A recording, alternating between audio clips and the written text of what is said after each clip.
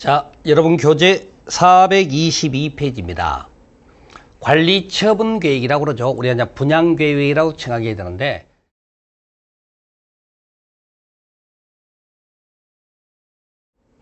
관리처분계획이라고 그러죠. 우리가 이제 분양계획이라고 칭하게 되는데, 자, 이제 낡은 주택들 다 허물어버리고 새로이 아파트 등을 짓게 되면은 동호수 평형 등 배정을 해야 되겠죠. 바로 그걸 관리처분계획이라고 합니다. 바로 그래서 이제 관리처분계획을 수립하게 되는 건데요. 자, 먼저 여러분이 그 틀을 가지고 먼저 설명을 좀 드려볼게요. 우리 이제 관리처분계획 수립은 어떻게 하냐면은 먼저 이제 분양 공고를 내야죠. 내가 이제 어떤 걸 원한다라고 분양 공고를 내고, 그러면 그에 따라 이제 분양 신청이 이루어질 겁니다. 그러고 나서 이제 우리가 관리처분계획 내용이라고 해서 한 7가지가 언급이 되는데, 바로 그 이제 내용을 우리가 살펴보게 될 거고요. 그 다음에 이에 맞춰서 이제 관리처분계획 작성을 하게 되어 있습니다. 근데 그 작성하는 기준도 한 7가지가 돼서 나올 거예요. 이런 걸 같이 배울 거고. 그 다음에 관리처분에서는 재산평가가 굉장히 중요한 부분이 될 수가 있어요. 왜냐하면 종전급 평가금액 대비해서 새로운 아파트 어떤 것을 공급할 수 있냐가 정해지기 때문에 재산평가에 관한 내용이 있고, 그 다음에 분양받을 권리 산정 기준이라고 그래서요, 우리가 지분 쪼개기 방지를 해야 됩니다. 정비사업이 어려워지는 건 지분 쪼개기가 성행되면 그만큼 어려워지기 때문에 바로 이런 것들이 이제 관리처분계획에서 같이 설명이 될 겁니다. 그래서 관리처분계획 수립에서 그 다음에 인가를 받는 과정에, 자, 인가 신청 과정에 이렇게 의견 청취 과정이 있어요. 우리가 이제 그 개발법 환지에서도 똑같이 돼 있습니다. 인가 신청 전에 의견 청취하는 거죠. 왜? 인가가 나버리면은요, 나중에 사업이 끝나고 관리처분할 때는 인가받은 대로만 해야 되거든요. 인가 신청 전에 마지막 그 해당되는 토지 등 소유자 권리 보호책을 위해서 의견 청취 과정이 있고요. 자, 인가 신청이 들어가니까 시장님께서 인가를 내주는 과정에 인가를 내주게 돼 있습니다. 그 다음에 관리처분 인가받은 다음에는요, 건물을 부셔야 됩니다. 관리처분 인가받고 건물 부시는 거죠. 그리고 이제 공사가 끝나면 준공, 인가, 공사 완료, 고시하면서 모든 절차가 끝나는데, 그 다음에 이제 권리 이전해주죠? 권리 이전해준다. 소유권 이전 고시한다. 이렇게 절차가 이제 진행될 겁니다. 자, 이 과정에서 관리처분 인가받고요, 소유권 이전 고시일까지는 사용수익이 정지가 됩니다. 그게 맞잖아요. 사용수익 정지해야지 공사를 할 거니까. 그 다음에 앞에 한번 나왔던 건데, 관리처분 인가받은 다음에는 지상권 등의 계약 기간에 관해서 계약 기간 보호를 못 해줍니다. 그래서 적용 제외로 돼 있다는, 계약 기간 적용하지 않는다 이렇게 돼 있다는 거죠. 바로 이러한 것들이 우리가 이제 관리처분이라는 틀에서 배우는 전체의 내용이 될 겁니다. 바로 이제 그 내용을 먼저 말씀드리고, 자, 그럼 먼저 이제 분양 공고, 분양 신청에 관한 내용인데, 여러분 교재 기준으로 422페이지 분양 공고, 분양 신청 내용이죠. 자, 이건 여러분이 2가지를 좀 주의하셔야 됩니다. 자, 분양 공고를 내는 시점이 문제가 되는데, 조합일 때와 토지 등 소유자일 때가 좀 달라져요. 자, 조합은 사업 시행 인가 고시가 나고 나서 60일 안에 분양 통지 공고 절차가 있습니다.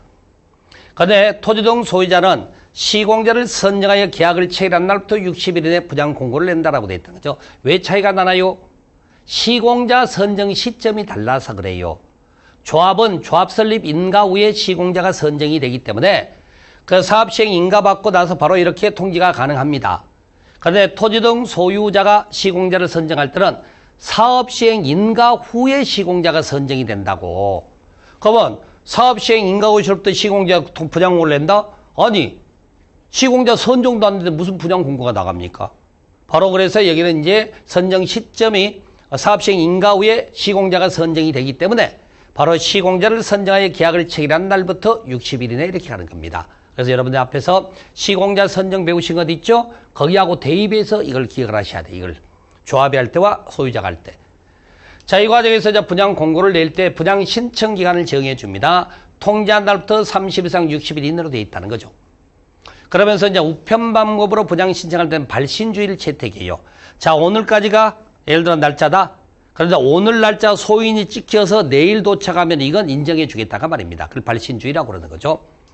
그러면서 보시게 되면 이렇게 최소 30일, 최대 60일, 심지어 20일 연장도 가능하네요. 보니까 한 80일 기간 동안에 분양 신청을 받겠다는 얘기입니다. 이렇게 이제 구성이 되어 있고, 도시정비사업에 이제 추가 분양 신청할 때 뭐 돈 내는 게 있어요.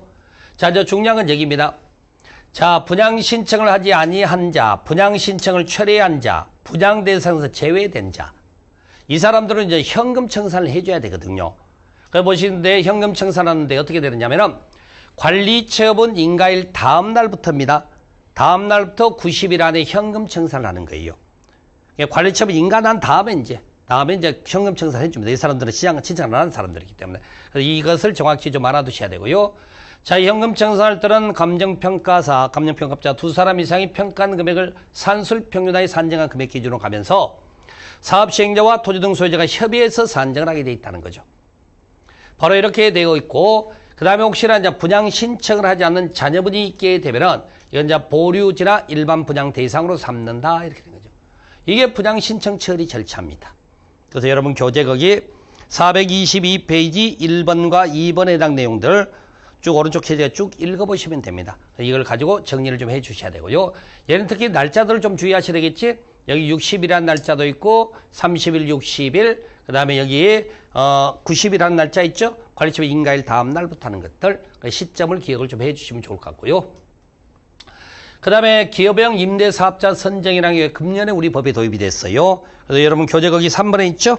423페이지 3번에 있는 것 평이하게 읽으시면 좋겠습니다. 읽어보시고요. 그 다음에 지금부터는 이제 관리처분의 내용이라고 하는 건데요. 여러분 교재 거기 다음 페이지 보세요. 다음 페이지 보시게 되면 거기에 424페이지에 이번에 이제 관리처분의 내용이라는 게 잔뜩 있는데요. 이건 여러분이 나중에 공부할 때 이걸 한번 이렇게 한번 해보시라는 얘기입니다. 보세요. 우리가 개발법에서 환지 계획의 내용이 있었다고. 그 중에 이제 하나가 환지 설계라고 하는데 이게 우리가 관리처분에서 말하는 분양 설계와 같은 의미야. 이게 지금 서로 같다고 제가 비교 표시해 놓은 거예요. 그 다음에 우리가 도시개발법에서 뭘 배우냐면은 환지 명세라는 거 배우고 그 다음에 입체환지 명세라는 게 있다고 그랬어. 이 두 가지가 관리처분에서는요, 분양 대상자 주소 성명과 분양 예정 대지건축 추산액과 같은 의미야. 분양에 관계된 내용이라는 거지, 이게. 그 다음에 우리가 이제, 관리처분에서 청산 대상 토지 명세라는 게 있었어요. 환지계획에서. 그러면 관리처분에 이게 뭐에 해당되냐면은 종전가, 그 다음에 종전 소유권 명세 및 소유권 외의 권리 명세, 그 다음에 7번에 있는 세입자 손실보상 명세가 바로 3번에 해당되는 의미와 같은 거야. 그 다음에 봅시다. 4번에 여기 채비지 보류지 명세가 있어요. 환지에서.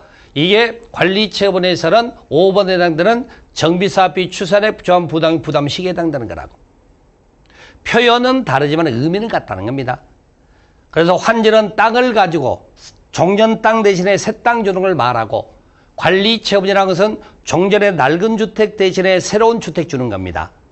그래서 표현은 비록 다르지만은 이렇게 이제 구성의 의미는 같구나라는 겁니다. 그래서 한 번 정도 공부를 해서 이 자체를 암기를 해야 될 부분이 있어서 이렇게 설명을 드릴게요. 그래서 여러분 교재상에 424표 뭐라고 잔뜩 있죠? 이걸 가지고 내용을 정리하시라 그렇게 말씀드리고. 그래서 지금 이게 이제 교재에 있는 내용이죠. 이렇게. 이건 부득이 여러분들이 좀 반복해서 보셔야 됩니다. 이 자체 하나 문제 형식으로 되어 있기 때문에. 그 다음에 이제 관리처분 작성 기준이라고 그래서 여러분 교재 425페이지입니다. 400 관리처분 계획이 일반적 수립 규제라고 되어 있죠? 바로 이제 거기에 해당되는 내용입니다. 그래서 여기를 보시면은요, 1번부터 5번까지 먼저 보고 6번 이하를 따로 보는 겁니다. 1번부터 5번까지 작성하는 형태를 말하고, 그 다음에 6번 이하는 공급하는 형태야. 공급하는 형태. 그래서 따로 공부를 하는 게 좀 필요해서 저기를 전체를 일단 보여드리고, 자, 따로 저는 설명드리겠습니다. 자, 1번부터 5번까지 내용인데 어떻게 되냐면은, 종전토지 건축물의 면적, 이용상, 환경, 그 밖의 사항을 종합적으로 고려하여 균형 있게 배분되고 합리적으로 이용되도록 한다라고 얘기를 하는 건데요. 여러분들이 실은요, 개발법 환지계획에서는 종전토지와 환지에서 위지면 토수리안을 고려해서 계획을 세운다 그랬어. 그런데 오늘 여기 배우는 관리처분에서는 종전토지 부분만, 자, 환지에 대한 새로운 건축물은 고려 대상이 아닙니다. 왜 아닐까요? 자, 종전에 단독주택 가진 사람이 아파트를 공급받았다고 쳐. 자, 101동, 102로, 201호, 301호 뭐가 달라요? 크기 모양 다 똑같아요. 다만 층수는 물론 다르겠지만 당연히. 그러다 보니까 새 것은 비교의 의미가 없더라는 거야. 그 다음에 여기 보니까 면적, 이용상, 환경만을 고려한다고 돼 있죠. 그럼 왜 위치 지목을 안 따냐고. 아파트의 위치 지목이 왜 나옵니까? 토질 수리, 안 따지네요. 왜 안 따져? 아니, 토질이 좋은 땅에다가 아파트를 짓게 되면 봄에 15층짜리가 가을 되면 16층으로 자랍니까? 따질 필요가 없다라는 거지. 애운나는 생각하지 말고 이 차이가 나는 것이 이건 땅이고 하나는 아파트기 건축물이기 때문에 그런 좀 차이가 있구나. 그렇게 이해하시면 된다는 얘기입니다. 그 다음에 두 번째, 우리가 개발법에서 증환지라고 그래. 땅을 보태주는 걸 말하고 덜 주는 걸 감환지라고 그럽니다. 여기는 분양권 개념이야. 큰 평형을 줄 건지 적은 평형을 줄 건지. 그래서 증환권, 감환권이라고 그래요. 그래서 지나치게 좁거나 넓은 토지 건축으로 대해서 증가 감소 시에 적정 규모가 되도록 한다는 표현이 나오고, 그 다음에 현금 청산 가능합니다. 너무 좁은 토지 건축물이나 정비구역 지정 후 부담 토지 들어가면 현금 청산을 할 수 있어요. 돈 줘서 내보내겠다는 거지. 환지도 그런 내용들이 있었죠, 실은. 그 다음에 재위생사의 위해를 방지하기 위해 토지 규모를 조정할 필요가 있을 때 보태줄 수도 있고, 돈 줘서 내보낼 수도 있고, 경우에 따라 아파트 입체 환권, 아파트 줄 수도 있다는 거지. 입체 환지, 그러면 이쪽으로 입체 환권 하는 겁니다. 그래서 여러분이 그 도시개발법 환지 계획과 정비법 관리 처분은요, 똑같다고 보시면 돼. 환지는 땅, 관리 처분은 건축물. 그렇게 차이 나는 겁니다. 의미파를 그렇게 하시면 좋다는 거예요. 그 다음에 이제 5번에 보니까, 자, 이제 분양 공고를 내서 분양 신청 받은 날 분양 설계를 하는 과정에 시점을 기억해야지. 분양 신청기간 만료일 기준.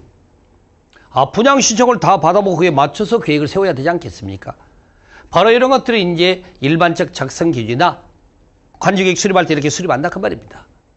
그러면서 또 보시게 되면 이제 공급에 관한 내용입니다. 공급은 여러분 교재기 아래쪽에 6번부터 해당되는 거죠. 자, 하나 주는 걸 원칙으로 하는 겁니다. 그런데 여러 개 줄 수가 있다네. 항목에 따라 공급한다. 그래서 여러 개 주는 경우가 이렇게 잔뜩 나오네요. 여러 개 주는 경우가 이렇게 잔뜩 있다고요. 그래서 여러분 이거 하나 써놓으시랍니까? 여러 개 주는 과정에 그 다음 페이지 보시게 되면은 426페이지죠? 426페이지 보면은 거기 위에 니은번에 A, B, C라고 돼 있죠? 근데 D가 하나 더 있어요, D가 하나 더 있는데, 자, 지방으로 이전하는 공공기관이 소유한 주택을 양수한 자. 지방으로 이제 공공기관에 가버렸잖아. 그럼 공공기관 소유했던 뭐 주택 등이 있었잖아요. 그걸 한꺼번에 양수한 자는 또 그만큼 받을 수 있도록 해주겠다. 그 말입니다. 그래서 그게 이제 여러분, 강의 노트 포함해서 혹시나 필요하면 추가적으로 해놓고 나머지는 제가 그림으로 설명드릴게요. 내용이 똑같은 거니까. 자, 갑시다. 원칙은 1주택 공급이라고 하는 거야. 그래서 1세대 한 사람이 하나 이상의 주택, 하나 이상의 토지를 가져봤자, 그래봤자 원칙은 하나 주는 걸로 돼 있습니다. 자, 그런데 여기 또 마찬가지로 다른 세대 두 사람 이상이 1주택을 공유해도 하나만 준다. 이게 이제 기본 원칙이라는 거죠. 자, 이 과정에 가진 개수만큼 주겠답니다. 그 내용을 보니까, 자, 과밀억제권역 외입니다. 과밀억제권역의 재건축 사업에서는 가진 개수만큼 주고요. 자, 애당초 그 용도가 근로자 숙소 기숙사 용도로 주택을 가지고 있었다면 그 개수만큼 주겠다는 거죠. 용도가 그랬으니까. 그 다음에 세 번째는 국가, 지자체 등 소유분일 때. 네 번째는 좀 전에 보셨던 대로 지방으로 이전하는 과정이죠. 자, 지방 이전입니다. 지방 이전하는 공공기관이 소유한 주택을 양수한 자 그렇게 돼 있다는 거지. 이런 것들은 가중개수만큼 주고, 그 다음에 추가적으로 과밀억제권역 외에 투기과일지구 외입니다. 이번에는 재건축 사업에서는 3개 준다라고 돼 있습니다. 이렇게. 이런 것들 기억을 하셔야 돼요. 좀 이따 따로 설명 또 드릴 테니까. 자, 그 다음에 또 봅시다. 이게. 여기 보시게 되면은 일단은 두 사람에서 하나의 토지를 공유하고 있더라 그러면 조례로 정한다고 되어 있고요. 그 다음에 자, 원칙은 하나 주는 걸 하는 걸 원칙으로 하는데 여기 보면 2주택 주는 경우가 있어. 종전권리가액이나 종전주택 전용면적의 범위 안에서 면적이 큰 사람들이야. 이 사람은 2개를 줍니다. 자, 하나는 기본적으로 주는 거고 추가 하나를 더 주겠다는 거야. 60제곱 이하를 주는데 몇 년간 팔아먹지 마라, 3년간 팔아먹지 마라. 그렇게 돼 있다는 거죠. 바로 그렇게 구성된 내용입니다. 그 다음에 우리가 가로주택 정비에서 하면 3개를 준다고 돼 있네, 3개. 다만 이제 다가구 주택을 소유한 자는 예외가 있다라고 돼 있습니다.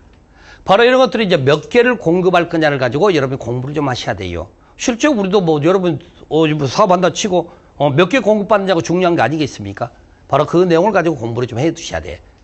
자, 그래서 이제 봅시다. 가정을 한번 해봅시다. 이번 이제 재건축 사업 가지고 해줘. 자, 일반적으로 먼저 우리가 재건축이 실질적으로 지금 이제 수도권이 많이 이루어지니까 수도권만 얘기하겠다는 거죠. 자, 일단은 과밀억제권이 하나 주는 거예요, 원칙은. 다만 과밀역적 외 지역 같으면은 가진 개 수만큼 주는 거예요. 자, 4개 가졌다면 4개 주겠다 그 말이야. 자, 그런데 원래 하나 주지만은 종전주택의 범위에서 면적이 큰 사람 2개 준다며 2개 줄 수 있다 이렇게 돼 있다는 거지. 그런데 과밀역적의 투기 과일 중에서 이렇게 하는 말이야. 결론은 그럼 투기 과일 중 외에서는 3개 준다고 3개. 그래서 어디서 몇 개 주는지 여러분 구별할 줄 알아야 됩니다. 이거 앞에 봤던 걸 제가 재건축만 모아서 지금 설명드리겠습니다. 재건축만 모아서 이렇게. 몇 개 공급하냐가 상대적으로 중요한 만큼 꼭 좀 여러분들이 구별 좀 해두시라 부탁을 드릴게요. 바로 그 내용을 보시게 됐던 겁니다. 넘어가시고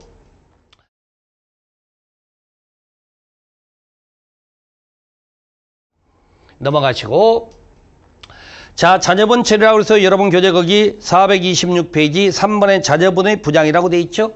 그래서 이제 보류로 정하거나 조합원의 외이자에게 부장할 수 있다고 되어 있고, 그 다음에 그 아래 보시면은, 그 아래 보시게 되면은, 자, 오른쪽입니다. 그 아래가 아니라, 오른쪽에 보면은 관리처분의 구체적 기준이라는 단어 보이죠? 427페이지. 우리가 좀 전에 봤던 것은요, 일반적 기준이야, 일반적 기준. 그런데 어떤 특정 사업에서 필요하다면 구체적 기준을 또 정하게끔 돼 있다는 겁니다. 그래서 이 구체적 기준도 지문에 섞여 나와요, 같이. 그래서 일단 여기서는 내우려고 하지 말고 관리처분이 작성은 일반적 기준이 있는데 또 그에 필요한 구체적으로 정하는 기준이 또 있더라는 거야, 사업에 따르는. 그 중에 이제 하나가 이런 게 있고, 또 재건축 사업에서도 여러분 교재 그 다음 페이지 있습니다. 다음 페이지 보시게 되면은 2번에 있네요. 다음 페이지 2번, 428페이지 2번. 거기 또 이제 재건축 사업에 따른 구체적 기준이 또 있더라, 그 말이야. 그 위에는 다른 사업이었고, 뭐 이거 다 외우실 겁니까? 그런 게 있다는 정도로 일단 이해를 하고 넘어가야지.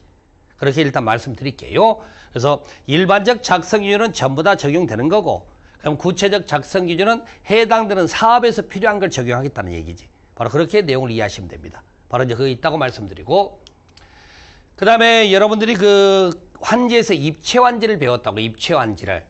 땅을 받는 걸 배웠어. 근데 잘 봐봐. 입체환지 할 때도 통지한 날부터 30일당 60일 이내에 신청을 하게 돼 있습니다.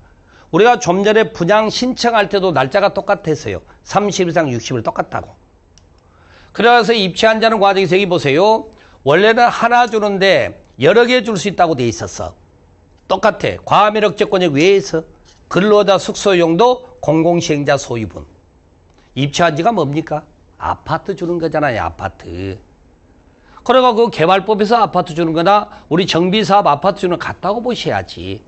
이런 것들이 같은 이유가 있어서 보여드리게 된 겁니다. 그 정도만 일단 봐두시고요. 그 다음에 여러분 교재 426페이지 하단, 그래서 7페이지는 7페이지. 427페이지 5번 있죠? 재산평가에 관한 내용입니다. 관리처분에서 재산평가 중요합니다. 왜요? 종전의 주택의 낡은 주택에 대한 평가 금액 대비 새로운 아파트 공급 가격의 차이점이 청산금이 발생하기 때문에 그 종전가 얼마로 평가하는 게 굉장히 중요하다고요. 바로 그래서 그 내용을 보니까 재개발 도시정에서 항상 둘이 같이 움직인다고 그래서 가격 결정 어떻게 하느냐? 시장님께서 선정 계약한 2사람 이상의 평가금의 산술 평균하게 돼 있어. 그런데 재건축과 가로정비에서는 시장이 선정한 사람 한 사람, 조합이 선정한 한 사람이야. 따로따로 하게 돼 있다는 거야. 그러고 나서 여기도 산술 평균 금액으로 산정한다 이렇게 돼 있다는 거죠. 그 다음에 이제 변경 폐지하고자 했을 때 전원의 동의가 있어서 전원의 합의로 산정하게 돼 있고, 그 다음에 감정평가하는 과정에 미리 비용을 예치를 시킵니다. 사업시행자가. 그 다음에 이제 그러면 시장문수가 지불을 먼저 해. 예치된 돈을 가지고 남는 건 정산한다 이렇게 돼 있다는 거죠. 바로 그 재산평가는 이렇게 하는 겁니다. 두 가지만 일단 구별합시다. 재개발 도시정비사업은 시장이 선정한 2사람이 하는 거고, 재건축과 가로정비는 시장 선정한 한 사람과 조합이 선정한 한 사람 한다. 이렇게 이게 구별이 돼 있다는 걸 아셔야 됩니다. 바로 그 내용이 여러분 교재 427페이지에 있었던 내용이죠. 그러고 나서 이제 관리처분 인가 절차로 넘어갑니다. 이렇게 관리처분이 다 수립이 됐던 거죠. 인가 절차에서 429페이지 아래쪽에 보니까 거기 인가 절차가 있는데, 크게 절차는 의미 부여하지 말고 흐름만 따라갑시다. 자, 이제 사업시행자가 수립을 한 다음에 사업시행자가 인가 신청하니까 미리 의견 들으라고 그랬지? 인가가 나면 바꿀 수가 없기 때문에 그렇습니다. 자, 경면상 명의시에 공납무기식이 생략할 수 있다고 또 되어 있는 것도 있고, 이 과정에 의견을 듣는다며 그때 분양 신청이나 개별 통지를 내줘요. 당신의 의견은 어떤지 확인해 보자는 거죠. 그러고 나서 이제 인가 신청 들어갑니다. 사업 시행자가. 시장님한테 인가 신청 들어가는 거죠. 이 과정에서 이제 시장 30일 인가 여부 알려주고, 자, 이때 인가받은 내용을 변경 중지 폐지할 때 다시 인가받는 거예요. 똑같으니까 절차는. 다만 경미한상 병일 때는 신고한다라는 규정이 나오고, 그 다음에 이 과정에서 이제 인가가 나면은 지자체가 공보에다 고시를 합니다. 인가사 고시라는 거야. 그리고 나서 이제 사업 시행자는 인가받은 내용을 개별 분양 신청에 통지한다라고 돼 있다는 거지. 이렇게. 이런 흐름이 있다는 거 보시면 돼. 인가 신청 과정에. 인가 신청 절차에 관한 내용들 그렇게 좀 봐두시면 되고요. 경미한 사항은 다음에 문제풀이할 때 설명드립니다. 그 다음에 이런 시험 문제까지 나와요. 관리처분 고시할 때 포함될 내용이 뭐냐라는 겁니다. 이런 건 그냥 문제로서 보십시다. 나중에 문제로서 이런 게 있구나라고 볼 수밖에 없어요. 자, 그 다음에 건물 철거에 관한 규정이 나와 있는데 거기 429페이지 있네요. 7번에 건축물 철거 등에 관한 내용이 있죠. 자, 원래는요, 인가받은 다음에 시장한테로 인가받고 나서 건물을 부시게 돼 있습니다. 사업시행자 건물을 철거하게 돼 있다고. 자, 이 과정에서 예외적으로 인가받기 전이라도 소유자 동의가 있거나 시장에 허가받으면 철거가 가능하답니다. 미리. 그래도 미리 철거할 수 있는 사유가 있다는 거지. 그래서 건축물이 붕괴 등 안전상 우려가 있거나 폐공가 밀집으로 우범지대할 우려가 있을 때 이때는 이제 계산 맞추고 바로 부셔버리면 돼요. 미리. 그 다음에 건축물 철거하는 데 제한 시기가 있다고요. 우스갯소리로 아침밥 먹기 전이네. 아침밥 먹기 전부터 망치부대 와야 되겠습니까? 자고 있는데 막 망치부대 동원해서 나가라 그러면 되겠습니까? 그래야 안 된다는 거지. 이런 시점을 정해놔요. 이런 경우는 철거를 할 수 없다라고 돼 있다는 거죠. 세입자들은 보호책이 굉장히 필요해서 그렇습니다. 이런 내용들 그대로 봐두시면 되고요. 그 다음에 분양받을 권리 산정 기준이라고 그래서 해당되는 페이지가 교재 433페이지입니다. 자, 지분 쪼개기를 언제까지 허용할 것이냐라는 그런 얘기입니다. 그래서 보시게 되면은 자, 권리 산정 기준이라고 그래서 두 가지로 돼 있어요. 정비구역 지정 고시가 있는 날. 그 다음에 그 전에 따로 정하는 날이에요. 자, 그날까지는 이렇게 필지 분할 등이 이루어졌다. 그러면은 새로운 아파트를 받을 권리가 된다 그 말이야. 근데 기준일 다음 날이네요. 건축물들 분할하는 권리는 기준일을 기준으로 산정한다며 기준일까지 분할이 이루어진 것들은 새로운 아파트 공급받을 자격이 되지만 기준일 다음 날부터는 현금 청산돼버립니다. 현금 청산이 돼 있다고요. 여러분 앞에서 뭐라고 보였어? 면적이 토지 크기가 적을 때, 그다음에 정비구역 지정 고시 후에 분할된 것을 현금 청산한다고 앞에 나왔다고. 관리처분 내용이 들어가 있어, 그 내용이. 그럼 바로 거기가 연결되는 구정이죠, 이렇게. 이와 유사한 것을 여러분들이 개발법에서 배우셨어요. 개발법에서도 환지 지정 등의 제한 기준이 있고 다음날 이후에 현금 청산한다고 배운 게 있다고요. 그거하고 맞바꿔 비교해서 해보셔야지. 여기인데 환지 개발법 내용이야. 이것은 개발법. 앞에 보시는 거 비교를 해보시라고. 똑같은 데는 기준일 있고 다음날 청산하게끔 되어 있고. 기준일까지 분할이 이루어진 것만 허용해 주겠다 그 말인 거죠. 이렇게. 똑같은 의미였습니다. 그렇게 봐두시면 되고요. 그 다음에 이제 최종적으로 사업이 끝났으니 권리 이전을 하게 돼 있다는 거죠. 그래서 거기 434페이지 준공인가부터 시작해서 그 다음에 쭉 넘어가서 437페이지에 나와 있는 소유권 이전까지 연결돼서 설명을 드리겠습니다. 연결돼서 그대로 보세요. 보시게 되면은 자, 분양 공고 내고 분양 신청을 받았습니다. 그리고 나서 이제 관리 처분 계획을 수립을 하죠. 그다음에 인가받고 그다음에 본사업에 들어갔네. 건물이 철거가 되고 완공이 이루어지면은 준공 인가나 공사 완료 고시를 하는데 그 이전에 인가 전이라도 사용 허가 받으면 사용할 수 있다고 돼 있어요. 그다음에 준공 인가 나오면은 이제 지체 없이 권리 이전을 해줘야죠. 소유권 이전은 합니다. 통지하고 고시한다는 거지. 자, 소유권 이전이 이루어지면은 지체 없이 또 등기를 하게 돼 있다는 거죠. 등기를 내줘야 한다 이렇게 되어 있고요. 이때 우리가 이제 배우는 게 뭐냐면은 자, 촉탁 신청 등기를 하는 거고 소유권 이전 고시일이냐 고시일 다음 날이라는 걸 배우셔야 돼요, 여러분들이. 우리가 환지에서도 배우셨어. 환지 처분 공고일이냐 다음 날에 배웠어. 공고일은 사라지는 권리의 시점. 공고일 다음 날은 새로이 부여되는 권리의 시점이라고. 이게 똑같네. 소유권 이전 고시일은 사라지는 것들, 다음 날이 새로운 권리가 이전되는 것들이라고. 똑같이. 바로 그 과정에서 보시게 되면은 소유권 이전 고시일 다음 날부터 이전 고시일부터 이전 등기 시까지는 다른 등기를 못하게 돼 있다는 거지. 다른 등기를 못한다 그렇게 되어 있고요. 그 다음에 청산금이 발생합니다. 청산금이 발생하는데 자 청산금은 다음 날에 일괄징수, 일괄지급 형태로 돼 있어요. 왜? 다음 날에 제가 아파트 주인 되는 거 아닙니까?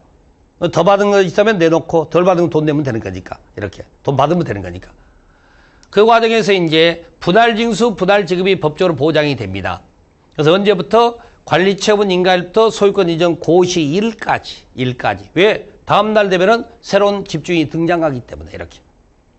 그 다음에 청산금도 자, 소멸시효 적용을 받습니다. 다음 날부터 5년간 행사하면 시효로 소멸한다라고 돼 있다는 거지. 그리고 나서 이제 청산금, 이렇게 저당권 물상대위라고 그랬죠? 청산금에도 저당권의 효력이 미친다고요. 효력이 미치게 돼 있어. 청산금 지급 전 압류 절차를 거쳐서 효력이 미친다라고 했던 거죠. 이런 것들이 이제 전체적으로 권리 이전에 관한 전체 모습을 제가 먼저 보여드리게 된 거예요. 바로 그런 내용들을 가지고 보시는 겁니다. 그래서 그 내용 교재 그대로 읽으시면 됩니다. 이거 설명드린 것 한 번 더 들어보시고 그대로 읽으세요.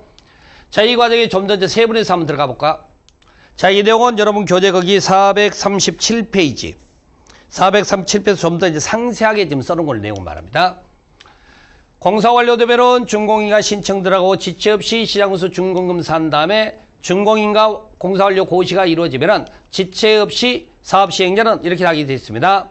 대지 확정 측량을 하고 교재 거기 437페이지 내용입니다. 지금처럼. 그 다음에 토지 분할을 거쳐서 이렇게 관리처분 통지를 합니다. 통지를 하면은 사업 시행자가 소유권 이전하는 과정 속에 자, 공보에 고시하고 시장에 보고하게끔 되어 있다는 거죠. 자, 이래서 소유권 이전 고시가 되면은 그 다음 날입니다. 다음 날에 이제 권리가 귀속된다. 그 말인 거야. 그래서 보세요. 종전토지 건축물에 관하여 설정된 권리가 있어. 등기된 권리나 요건과 같이 임차권이라는 거지. 그냥 임차권 아닙니다. 등기된 임차권이란 말이야. 요건을 갖춘 임차권입니다. 이것이 다음 날에 어떻게 된다? 소유권을 이전받은 대지 건축물에 설정된 것으로 본다라고 했다는 거지. 여러분들이 개발법에서 그렇게 배우셨어요. 환지는 종전의 토지로 본다고 합니다. 종전 토지에 설정된 권리관계 환지로 따라간다 그 말이야. 여기도 똑같네. 종전 토지에 설정된 권리관계가 다음 날에 새로이 이전받은 대지로 넘어간다 그 말인 거죠. 이렇게. 그래서 권리 귀속에 관한 내용이 이렇게 되어 있다는 거죠. 바로 그 내용들 여러분 교재 그대로 보시면 돼요. 그래서 거기 437페이지에 지금 있는 거 여기서 이렇게 설명을 드리게 됐던 겁니다. 바로 그렇게 해서 정리를 하시면 되고요. 자, 여기 보시게 되면은 개발법, 정법 차이점 중에 하나가 이런 날짜의 차이가 나요, 여기. 왜 차이가 나느냐? 관리처분은 조합이 하는 사업에서 주로 나타납니다. 그런데 조합은 조합원이야. 조합원으로 구성됐단 말이죠. 조합원이 누굴까? 나 자신입니다, 결론에. 제가 사업을 합니다. 일정 절차 끝나면 왜 며칠을 기다려? 바로 넘어가야지, 지체 없이. 그 다음에 소유권 이전되면 또 지체 없이 이전 넣기 한다는 거지. 그래서 개발법은 날짜가 있어 60일, 14일 날짜가 있다고. 정비법은 날짜가 나오면 안 됩니다. 내 자신이 사업 주체이기 때문에 그렇다는 거지. 그 다음에 영유권자 보호규정에서 환지에서는 불합리할 때 증감청구와 목적을 계약이 둘 다 있어. 그런데 관리처분은 증감청구는 없습니다. 왜 없을까요? 아파트 부셔버리기 때문에 그렇습니다. 이게 목적 달성에 계약 해지만 인정된다. 이런 차이점을 좀 봐두시라는 얘기고. 그 다음에 이거 또 보세요. 이거 보시게 되면은, 자, 이거 봅시다. 이런 것들이 인가를 받거든. 그럼 인가 받아. 그럼 변경할 때 다시 변경 인가를 또 받는다고. 그런데, 이러한 내용들 중에서 경미한 변경일 때는 봅시다. 조합설립에서는 개발법이야. 조합설립에서는 신고한다고 되어 있고, 나머지는 그러하지 않다. 그렇게 되어 있다는 거지. 변경과 그 경미한 변경일 때는. 변경도 인가를 받는 거라니까, 원래는. 근데 경미한 변경이 이렇다는 얘기지. 정비법은 오히려 쉽네. 전부 다 신고해야 한다라고 되어 있대. 신고해야 된다. 이런 것도 이제 한번, 이렇게 구별됐거나 미리 좀 봐놓으면 실제 볼 때도 좀 편의성 있게 볼 수 있다는 얘기죠. 바로 이런 내용들이 이제 개발법, 정비법에 관한 내용들이었습니다. 비교 대상을 보셨던 거지. 자, 그리고 여러분 교재 보세요. 자, 나머지는 그대로 읽으시면 됩니다. 다 설명된 거예요. 설명됐고, 교재 440페이지. 비용 부담에 관한 내용이 나올 겁니다. 근데 이 비용 부담은요, 지금은 보지 마세요. 지금 보지 말고 나중에 문제풀이 할 때 보시면 돼. 자, 우리가 지금 도시계획 시설 사업에서만 비용 부담이라는 시험에 언급이 된 적이 있어요. 개발 사업이나 정비 사업 거의 언급이 안 되고 있습니다. 그렇지만 이건 나중에라도 이제 문제풀이 할 때 설명드리려고 만든 자료니까 이런 게 있다 하더라 그렇게 하세요. 이런 게 다 있습니다. 이렇게 다 있어요. 그 다음에 이제 봐야 될 게 뭐냐면은 이제 추가적인 내용인데요. 자, 여러분 교재 기준으로 443페이지 정비기반설 설치라는 부분이 있죠. 그래서 정비기반 설치합니다. 누가 하냐면 사업 시행자가 하는 거예요. 사업 시행자가. 정비기반설 우리가 용어 정에서 국토계획법 기반설을 똑같다고 그랬어. 근데 이제 정비구역 안에 설치된다고 해서 정비기반시설 되고 이때 설치 주체가 사업 시행자로 돼 있다는 겁니다. 그 구별 좀 해두셔야 되고요. 그 다음에 수용 등을 통해서 쫓겨나는 사람들이죠. 근데 마침 그 땅 안에 매각 대상이 있다면 여기 보시면 우선 매수 청구권이라는 게 있어요. 수용된 자가 먼저 살 수 있도록 해주겠다는 게 우선 매수 청구권입니다. 그래서 433페이지 거기 2번에 있는데 우선 매수 청구권했고 그 밑에 이제 매수의 방법 등에 관한 내용들이 또 언급이 될 겁니다. 그런 게 있다라고 치세요. 그 다음에 보시는 정비사업 전문관리업자라는 게 있습니다. 쭉 넘어가시고 나머지는 다 이제 문제풀이 할 때 설명드릴 거니까 448페이지 우리가 추진이 단계에서 정비사업 전문관리업자 선정한다고 그랬다고. 대행업체. 여기에 해당되는 거죠. 일단은 등록은 시도지사에 하게 돼 있고 병행 업무 금지라고 돼 있어요. 업무 제한에서 여러분 교재가 오른쪽 페이지인데 449페이지 정비사업 전문관리업자는 본사업은 건드리면 안 돼. 본사업은. 바로 그런 내용들이 있고 그 다음에 이제 정비사업 전문관리업에 관한 내용들 추가적으로 잔뜩 있는데 그 뒷페이지 계속 보면 있죠. 이런 것들 다음에 문제풀이 할 때 확인해 볼 겁니다. 그 다음에 넘어가시고 쭉 넘어가셔서 자, 교재 454페이지 감독 등에 관한 내용들 필요하면 또 보도록 하고요. 457페이지 6페이지 됐네. 도시 분쟁 조정이라는 게 있는데 이것도 나중에 문제나 혹시 나오면 볼 겁니다. 이렇게 잘 출제 빈도가 떨어지니까. 457페이지 공공관리라는 게 있죠. 공공관리라는 게 있는데 이거 좀 이따 설명드리고요. 좀 이따 한번 봐드리고 어디 보시냐면은 교재 제일 마지막에 있는 것 같은데 어디냐면요. 그게 해당되는 페이지가 정비기금 463페이지 463페이지 정비기금 설치라는 게 있어요. 자, 제가 이렇게 한번 말씀드려볼까요? 자, 우리가 안전진단할 때 시장님께서 안전진단 직접 할 때 비용 부담 시장을 하는 걸로 돼 있어. 그러면 설마 시장님께서 당신 월급 털어서 해줄까요? 아니면 자기 사재 털어서 해줄까? 그럴 리 절대 없네. 그게 바로 이 정비기금입니다. 이 정비기금을 사용한다 보시면 돼. 정비기금을. 아셨습니까? 바로 이런 용도로 쓴다라고 보시면 되지 뭐. 이렇게. 바로 그렇게 내용을 이해해 보시고 그래서 정비기금 누가 설치하는지 보시고요. 마지막에 또 보시게 되면 노후 불량주거지 개선계획 수립이라는 게 있어요. 원래 이 정비사업은 국토부 장관에 끼어드는 사업은 아니죠. 근데 거기 교재 464페이지 상단에 노후 불량주거지 개선계획 수립하는 표현이 있죠. 바로 그 내용 그렇게 이해를 해보시라는 겁니다. 이런 것들이 이제 추가적인 내용이 잔뜩 있어요.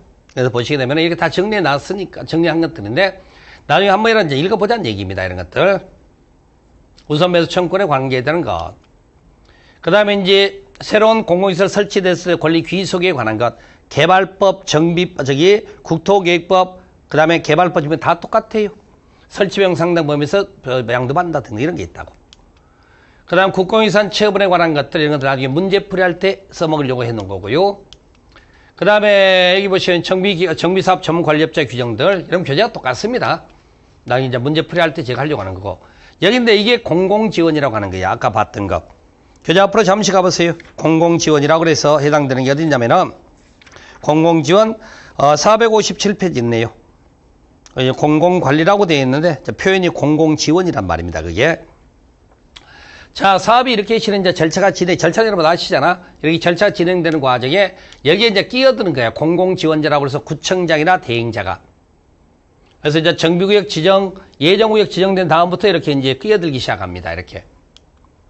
그러고 나서 이제 사업시행 인가담을 관리 처분 단계에서는 지원을 계속 조합이 선택을 하게 돼 있다는 거지, 조합이. 그래서 공공지원을 통해서 사업을 좀 더 신속하게 해보자 그런 얘기가 됩니다.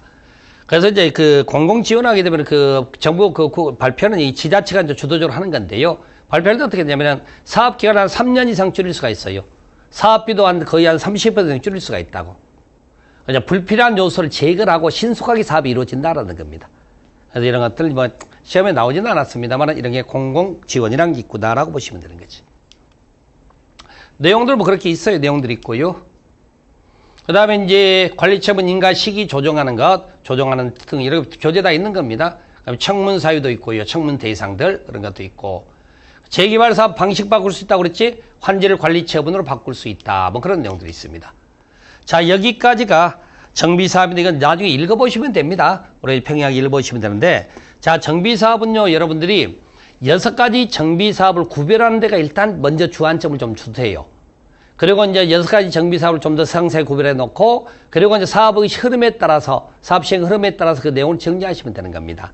바로 그런 식으로 해서 뭐 정비사업 준비하는 게 맞아요. 정비사업 굉장히 실무적 관련 내용들이 실험 묻는 부분도 있다 보니까 어렵게 느껴집니다. 양도 많고요. 그래서 여러분들 그런 것 버릴 건 좀 버리고 가장 기본적으로 학습할 것 위주로 하시면은 뭐 그렇게 준비가 되지 않을까 싶고, 그래도 정비사업은 애정을 갖고 공부하시라고 그래서 보시라고 그랬습니다. 왜? 여러분이 현재 이 사업을 하고 있는 분도 계시기 때문에 그렇다는 거지. 바로 그렇게 말씀드리겠습니다. 이렇게 해서 정비사업을 마치겠습니다.